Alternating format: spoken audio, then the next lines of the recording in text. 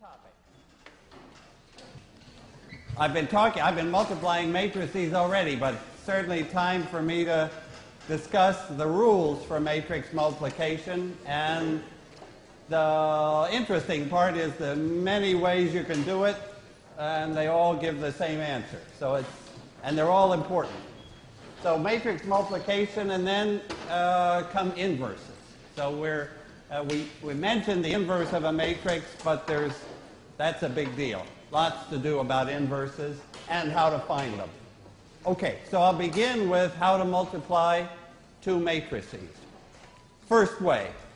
Okay, so suppose I have a matrix A multiplying a matrix B and giving me a result, well, I could call it C, A times B. Okay.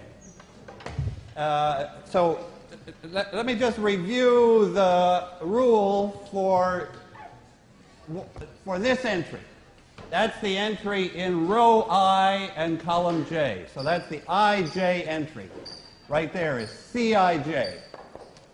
We always write the row number and then the column number. So maybe I'd take it C34, just to make it specific.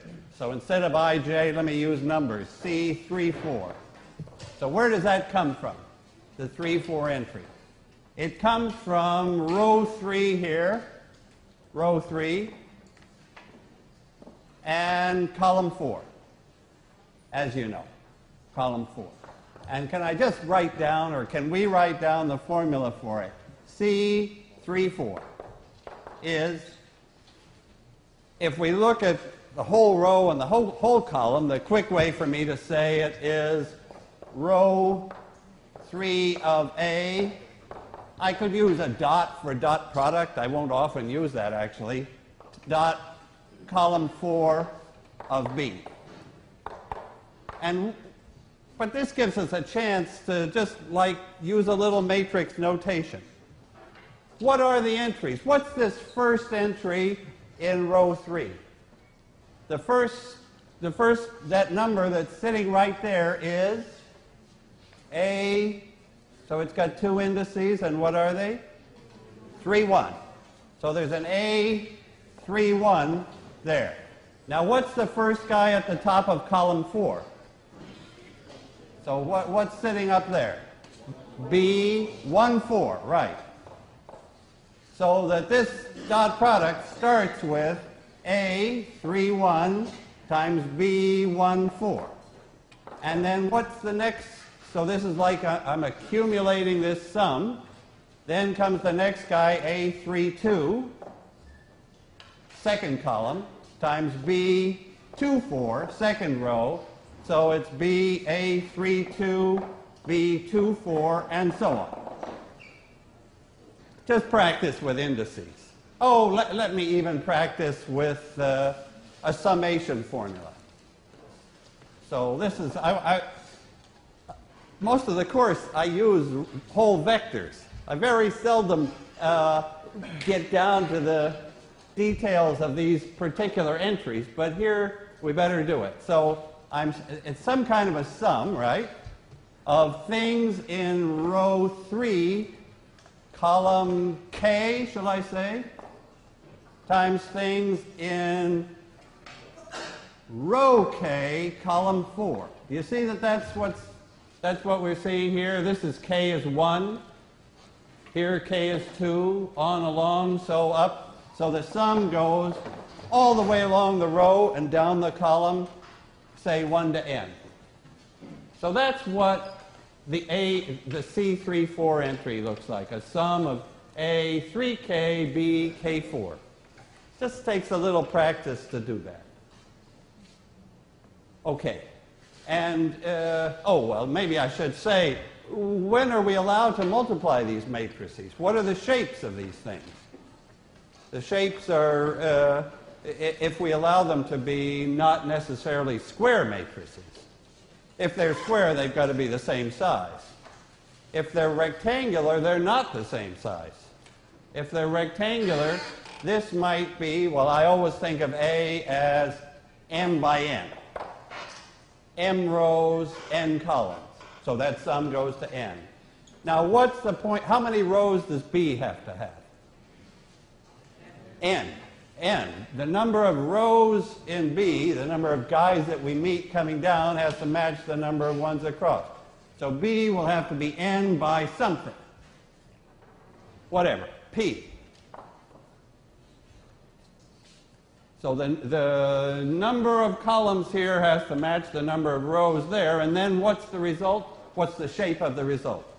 What's the shape of C, the output? Well, it's got these same m rows, or it's got m rows, and how many columns?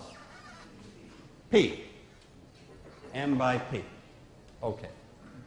So there are m times P little numbers in there, entries, and each one looks like that.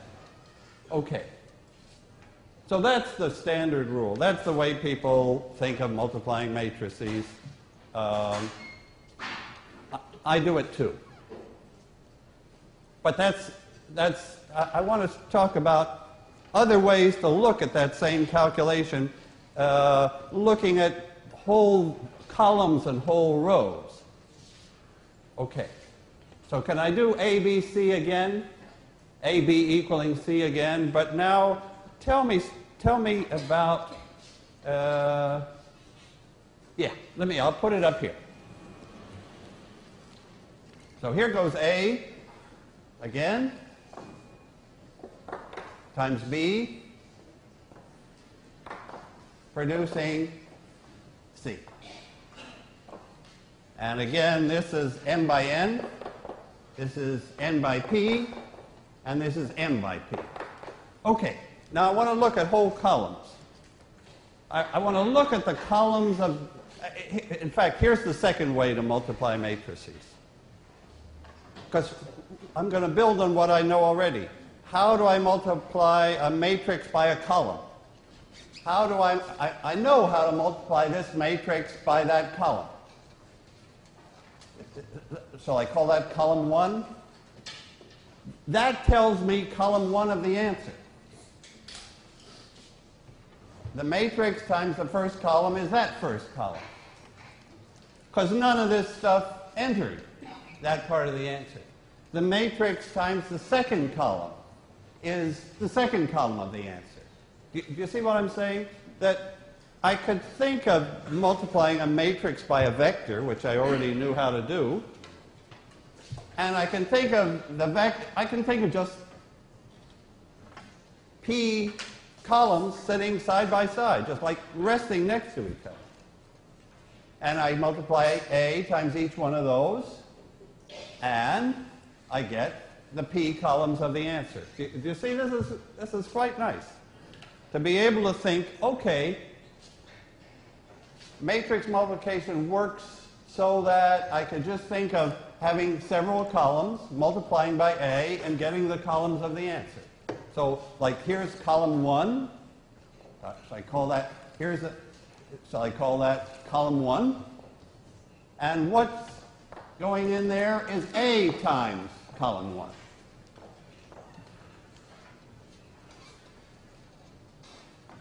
Okay. So that's the picture a column at a time. So what does that tell me? What does that tell me about these columns? These columns of C are combinations, because we've seen that before, of columns of A. Every one of these comes from A times this.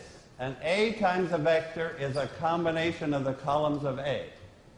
And, right, and it makes sense, because the columns of A have length m, and the columns of C have length n. And every column of C is some combination of the columns of A. And it's these numbers in here that tell me what combination it is. Do you see that? That in that answer C, I'm seeing stuff that's combinations of these columns. Now, suppose I look at it, that's two ways now. the third way is look at it by rows. So now let me change to rows. Okay. So now I can think of a row of A multiplying all these rows here and producing a row of the product. So this row takes a combination of these rows, and that's the answer. So these rows of C are combinations of what? Tell me how to finish that. The rows of C, when I have a matrix B, it's got its rows, and I multiply by A. And what does that do? It mixes the rows up. It creates combinations of the rows of B. Thanks. Rows of B. That's what I wanted to see. That this answer, I can see where the pieces are coming from. The rows in the answer are coming as combinations of these rows. The columns in the answer are coming as combinations of those columns. And now so that's three ways. Now you can say, okay, what's the fourth way? The fourth way, so now we've got like the regular way, the column way, the row way, and what's left? The one that I want to tell you about, well, one way is columns times rows. What happens if I multiply? So this was row times column. It gave a number. Okay, now I want to ask you about column times row. What does, if I multiply a column of A times a row of B,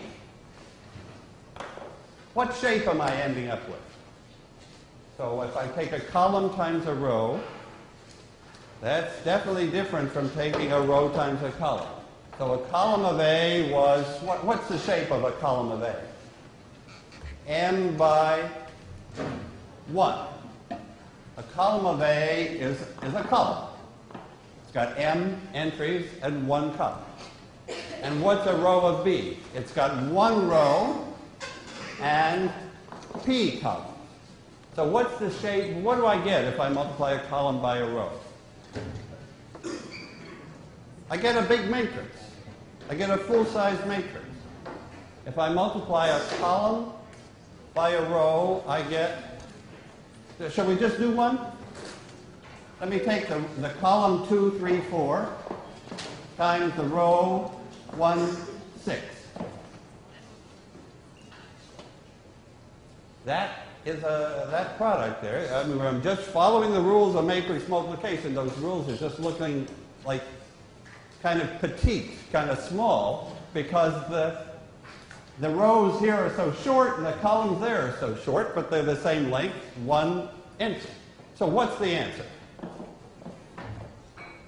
What's the answer if I do 2, 3, 4 times 1, 6, just for practice? Well, what's the first row of the answer? 212. And the second row of the answer is 318.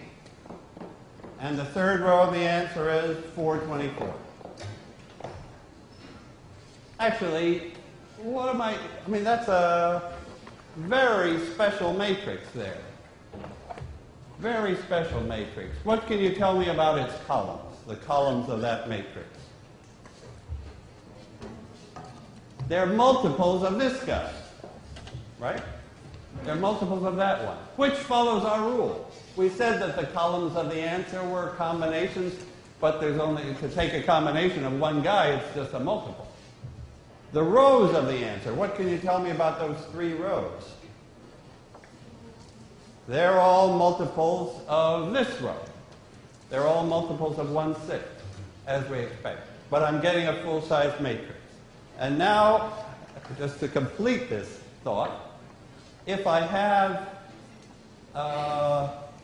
now let me write down the fourth way.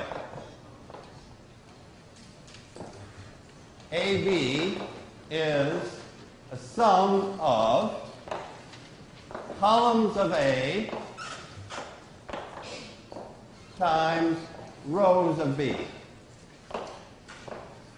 So that, for example, if my matrix was 2, 3, 4, and then had another column, say 7, 8, 9, and my matrix here has, say, started with 1, 6, and then had another column like 0, 0, then here's the fourth way. Okay? I've got 2 columns there, I've got 2 rows there. So the beautiful rule is, seeing the whole thing by columns and rows, is that I can take the first column times the first row and add the second column times the second row.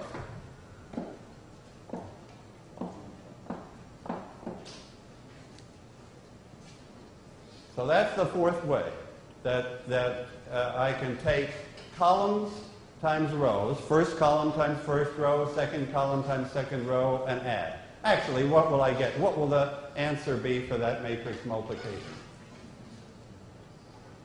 Well, this one is just going to give a 0, so in fact, I'm back to this. That's the answer for that matrix multiplication.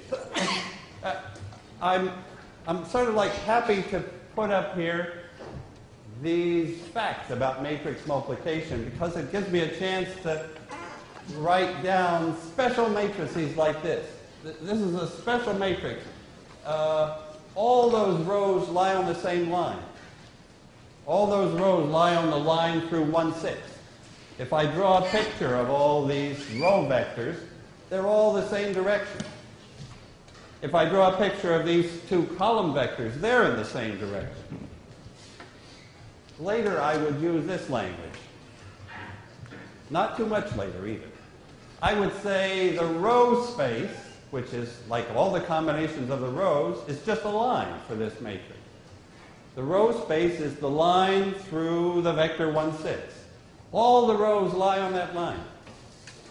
And the column space is also a line. All the columns lie on the line through the vector 2, 3, 4. So this is like a really minimal matrix. And it's because of these ones. Okay, so that's the third way. Now, even, will you take, this is, I want to say one more thing about matrix multiplication while we're on the subject. And it's this. You could also multiply, you could also cut the matrix into blocks and do the multiplication by blocks. Yeah, that's actually so useful that I want to mention it. Block multiplication. So I could take my matrix A and I could chop it up like, maybe just for simplicity, let me chop it into 4 square blocks. Suppose it's square. Let's just take a nice case. And B, suppose it's square also. Same size. So these sizes don't have to be the same. What they have to do is match properly. Here they certainly will match. So here's the rule for block multiplication. That if this has blocks like A, so maybe A1, A2, A3, A4 are the blocks here, and these blocks are B1, B2, B3, and B4, then the answer I can find block. I can find that block, and if you tell me what's in that block, then I'm going to be quiet about matrix multiplication for the rest of the day. What goes into that block? You see, these matrices might be like 20 by 20 with blocks that are 10 by 10 to take the easy case where all the blocks are the same shape. And the point is that I could multiply those by blocks. And what goes in here? What's that block in the answer? A1, B1. That's a matrix times a matrix. It's the right size, 10 by 10. Any more? Plus, what else goes in there? A2, B3, right? It's just like block rows times block columns. Nobody, I think, not even Gauss, could see instantly that it works. But somehow, if we check it through, all 5 ways we're doing the same multiplications. So this familiar multiplication is what we're really doing when we do it by columns, by rows, by columns times rows, and by blocks. Okay, I just have to get the rules straight for matrix multiplication. Okay.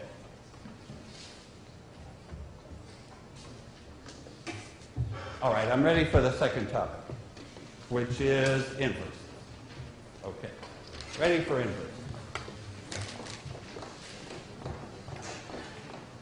And let me do it for square matrices first.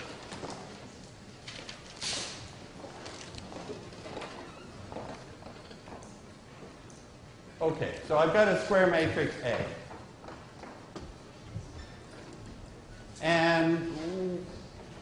And it may or may not have an inverse, right?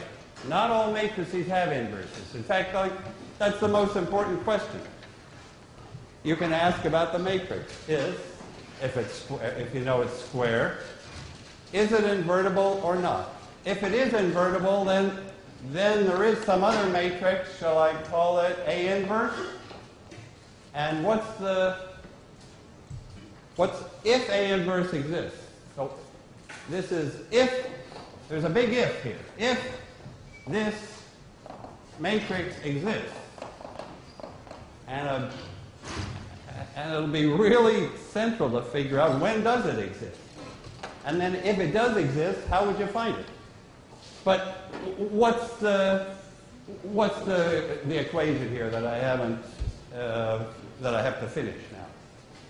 This matrix, if it exists, multiplies A and produces I. Thanks. The identity. And actually, there's a little more to it.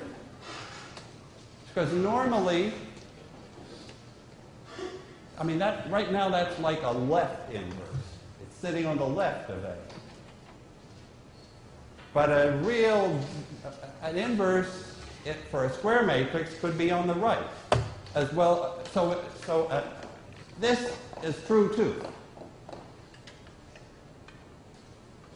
That if I have in fact, this is probably this is something that's not easy to prove, but it works. That for square matrices, a left inverse is also a right inverse. If I can find a matrix on the left that gets the identity, then also that matrix on the right will produce that identity. For rectangular matrices, we'll see a left inverse that isn't a right inverse. In fact, the shapes wouldn't allow it. But for square matrices, the shapes allow it, and it happens. If A has an inverse. Okay, so give me some cases. Let's see, I hate to be negative here, but let's talk about the case with no inverse. So these matrices are called invertible or non-singular.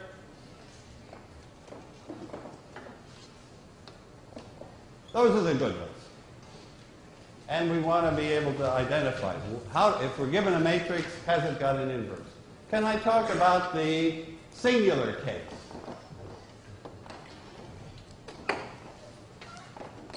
No inverse. All right. Best to start with an example. Tell me an example. Let's get an example up here. Let's make it 2 by 2. of a matrix that has not got an inverse. And let's see why. Let me write one up. No inverse. Let's see why. Let me write up 1, 3, 2, 6.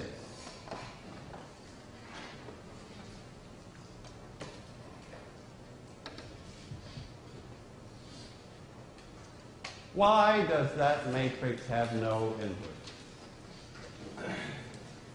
You could answer that various ways. Give me one reason. Well, you could, if you know about determinants, which you're not supposed to, you could take its determinant and you would get 0. Okay. Now, all right. Let me ask you other reasons. Let me ask for other reasons that that matrix isn't invertible. Here, I could use what I'm saying here. Suppose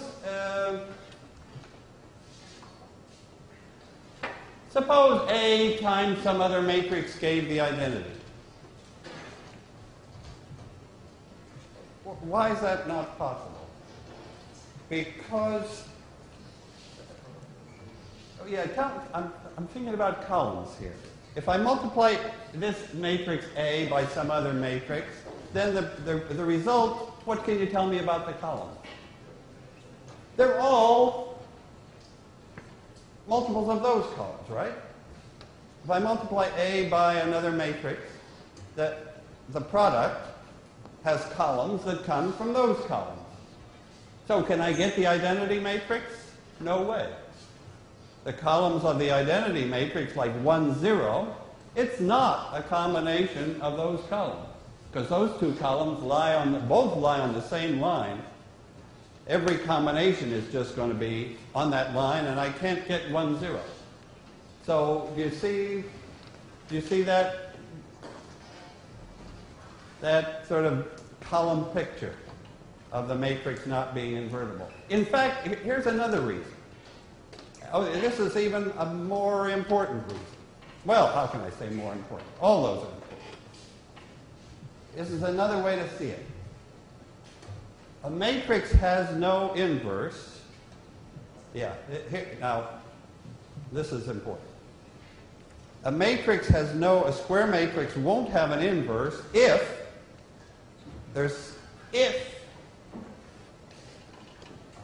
no inverse, because I can find an x, a vector x, with A times x giving 0. This is the reason I like best. That matrix won't have an inverse. Well, let me change I to U. So tell me a vector x that solves AX equals 0. I mean, this is like the key equation. In mathematics, all the key equations have 0 on the right-hand side. So what's the x? Tell me an x here. So now I'm going to slip in the x that you tell me, and I'm going to get 0. What x would do that job? 3 and negative 1? Is that the one you picked, or? Yeah. Or another. Well, if you pick 0 and 0, I'm not so excited, right? Because that would always work. So it's really the fact that this vector isn't 0 is important. It's a non-zero vector, and 3, negative 1 would do it. That just says 3 of this column minus 1 of that column is the 0 column. Okay. So now I know that A couldn't be invertible. What's the reasoning? If AX is 0, suppose I multiplied by A inverse. Yeah. Well, here's the reason. This is why this spells disaster for an inverse. A matrix can't have an inverse if some combination of the columns gives nothing. Because I could take AX equals 0, I could multiply by A inverse, and what would I discover? Suppose I take that equation and I multiply by, if A inverse existed, which of course I'm going to come to the conclusion it can't. Because if it existed, if there was an A inverse to this dopey matrix, I would multiply that equation by that inverse and I would discover X is 0. If I multiply by A inverse on the left, I get X. If I multiply by A inverse on the right, I get 0. So I would discover X was 0. But X is not 0. This guy wasn't 0. There it is. 3 minus 1. So, conclusion. Only it take us some time to really work with that conclusion. Our conclusion will be that non-invertible matrices, singular matrices, some combination of their columns gives a 0 column. They take some vector x into 0, and there's no way A inverse can recover it. Right? That's what this equation says. This equation says I take this vector x, and multiplying by A gives 0. But then, when I multiply by A inverse, I can never escape from 0. So there couldn't be an A inverse. Where here, okay, now fix, all right, now let me take all right, back to the positive side. Let's take a matrix that does have an inverse. And why not invert it? Okay. So let me take, on this third board, a matrix. Shall I fix that up a little? Tell me a matrix that has got an inverse. Well, let me say 1, 3, 2. What shall I put there? Well, don't put 6, I guess is right. Do you want any favorites here? 1 or 8? I don't care. What, 7? 7. Okay. 7 is a lucky one. All right. 7. Okay. Okay. So now what's our idea? We believe that this matrix is invertible. Those who like determinants have quickly taken its determinant and found it wasn't 0. Those who like columns, and probably that department is not totally popular yet, but those who like columns will look at those two columns and say, hey, they point in different directions, so I can get anything. Now, let me see, what do I mean? How am I going to compute A inverse? So A inverse, here's A inverse, and I have to find it. And what do I get when I do this multiplication? The identity.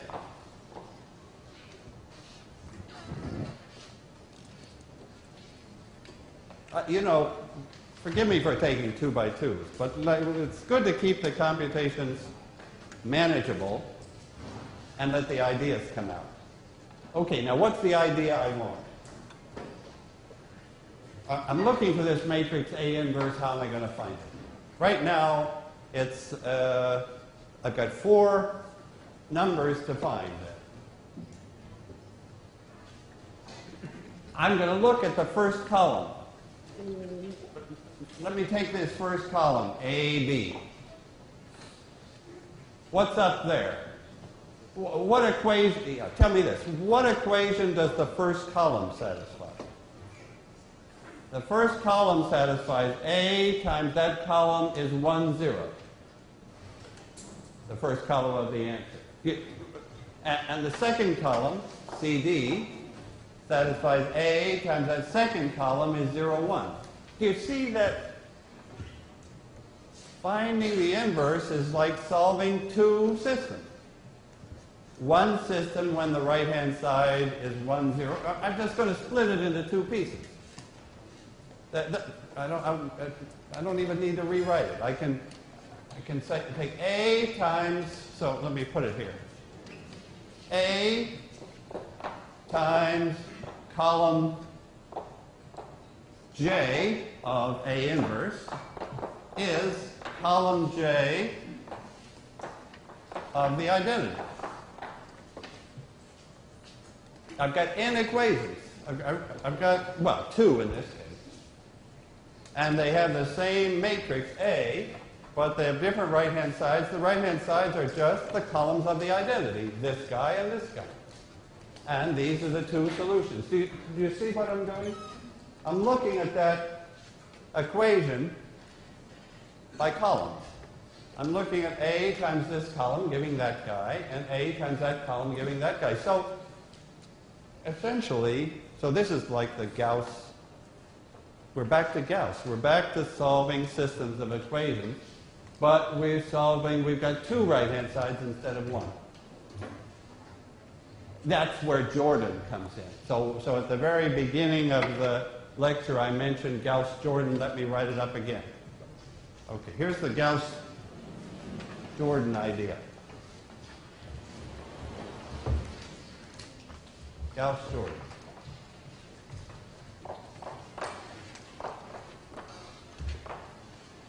Is solve 2 equations at once. Okay, let me show you how the mechanics go. How do I solve a single equation? So the 2 equations are 1, 3, 2, 7 multiplying AB gives 1, 0. And the other equation is the same 1, 3, 2, 7 multiplying CD gives 0, 1. Okay. That'll tell me the 2 columns of the inverse. I'll have the inverse. In other words, if I can solve with this matrix A, if I can solve with that right-hand side and that right-hand side, I'm invertible. I've got it. Okay. And Jordan sort of said to Gauss, solve them together, look at the matrix. If we just solve this one, I would look at 1, 3, 2, 7. And how do I deal with the right-hand side? I stick it on as an extra column, right?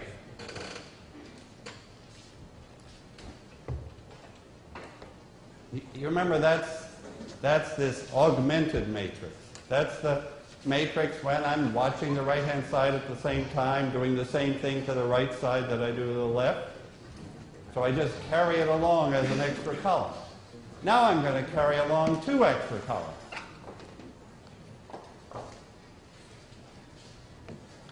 And I'm going to do whatever Gauss wants, right? I'm going to do elimination. I'm going to get this to be simple, and this thing will turn into the inverse. This is what's coming. I'm going to do elimination steps to make this into the identity, and lo and behold, the inverse will show up here. Okay, let's do it. Okay, so what are the elimination steps? So you see, that here's my matrix A, and here's the identity, like stuck on, augmented on. I'm sorry, Yeah. is the 2 and 3 supposed to be switched? Did I? Oh, no, they weren't supposed to be switched. Sorry, thanks. Okay. Thank you very much. And I've got them right. Okay. Thanks. Okay. So let's do elimination. All right, it's going to be simple, right? So I take 2 of this row away from this row. So this row stays the same. And 2 of those come away from this. That leaves me with a 0 and a 1. And 2 of these away from this. Is that what you're getting? After 1 elimination step, let me sort of separate the left half from the right half. So 2 of that first row got subtracted from the second row. Now this is in upper triangular form. Gauss would quit, but Jordan says keep going. Use elimination upwards. Subtract a multiple of equation 2 from equation 1 to get rid of the 3. So let's go the whole way. So now I'm going to, this guy is fine. But I'm going to, what do I do now? What's my final step that produces the inverse?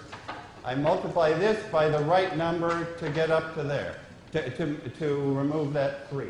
So I guess since this is a 1, there's the pivot sitting there. I multiply it by 3 and subtract from that. So what do I get? I'll have 1, 0. Whoa, yeah, that was my whole point. I'll multiply this by 3 and subtract from that, which will give me 7. And I multiply this by 3 and subtract from that, which gives me a minus 3.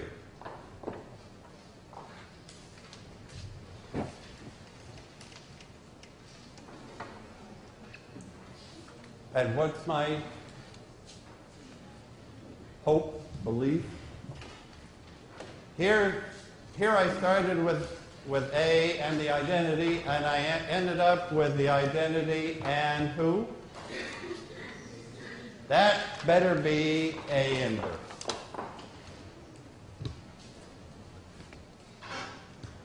That's the Gauss-Jordan idea. Start with this long matrix, double length, AI. Eliminate until this part is down to I. Then this one must be, for some reason, and we got to find the reason, must be A inverse. Shall I just check that it works? Let me just check that. Can I multiply this matrix, this part times A? I'll carry A over here. And just do that multiplication. You'll see I'll do it the old-fashioned way. 7 minus 6 is a 1. 21 minus 21 is a 0. Minus 2 plus 2 is a 0. Minus 6 plus 7 is a 1. Check. So that is the inverse. That's the Gauss-Jordan idea. So one of the homework problems, or more than one, for Wednesday, will ask you to go through those steps. I think you just got to go through Gauss-Jordan a couple of times. But so I like, yeah, just to see the mechanics. But the important thing is what happened? Why did we get A inverse there? Let me ask you that.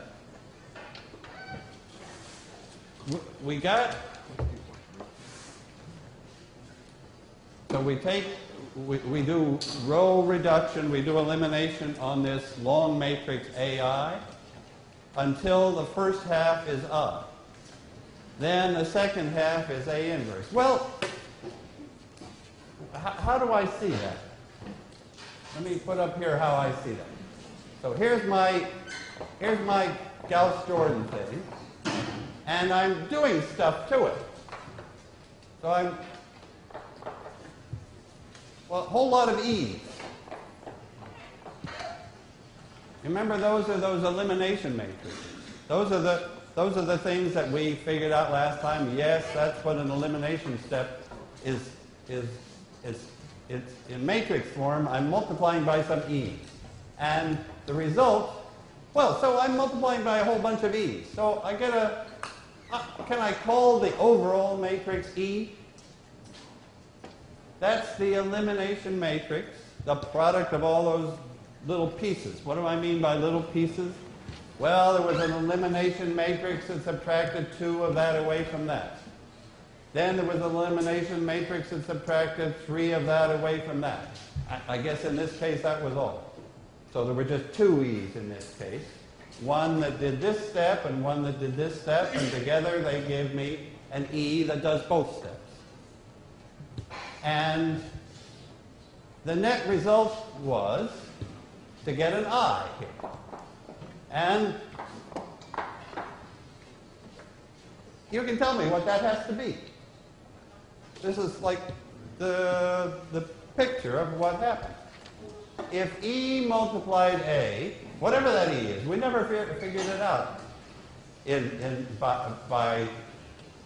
this way. But whatever that E times that E is, E times A is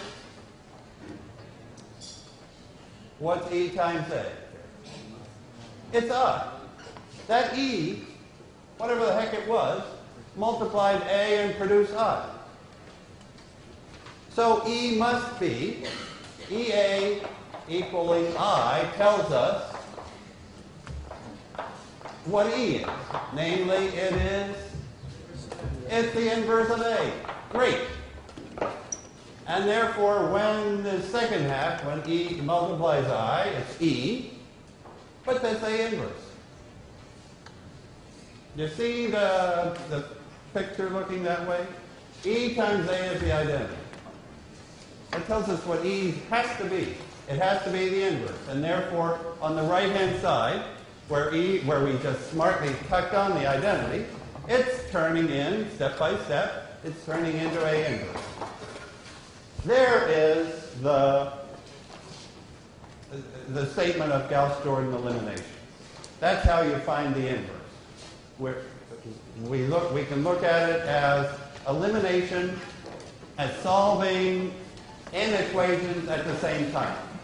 And tacking on n columns, solving those equations, and up shows the n columns of A inverse. Okay, thanks.